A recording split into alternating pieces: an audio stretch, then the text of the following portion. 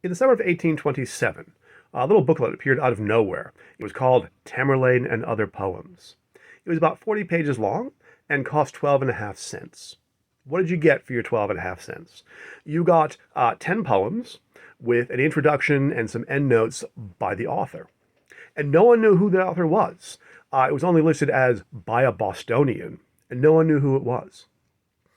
I said Tamerlane and Other Poems came out of nowhere and pretty much went right back there. It got no notice. Nobody reviewed it. Nobody was talking about it.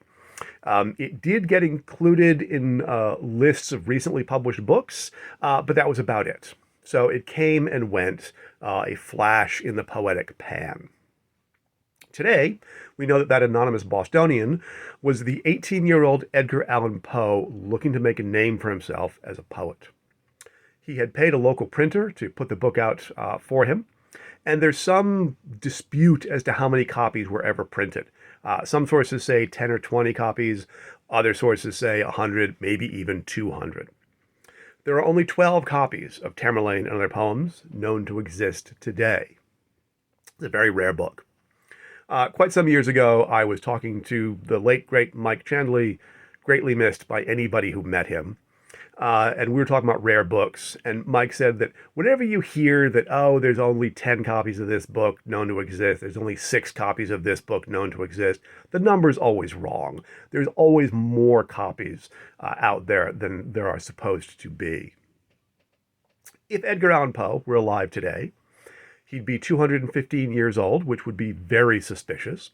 But if he were alive today and trying to make a name for himself, he probably wouldn't pay a local printer to put a book together for him. No, he'd probably go to Amazon and publish there, which is what I recently did for a little book called Custom and Practice.